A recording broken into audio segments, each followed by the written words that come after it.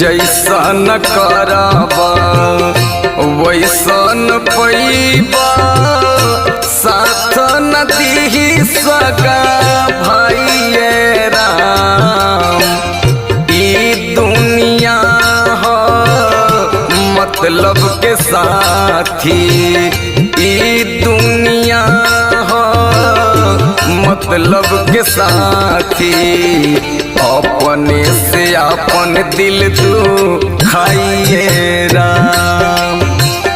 ई दुनिया हो मतलब के साथी, अपने से अपन दिल दुखाइए राम।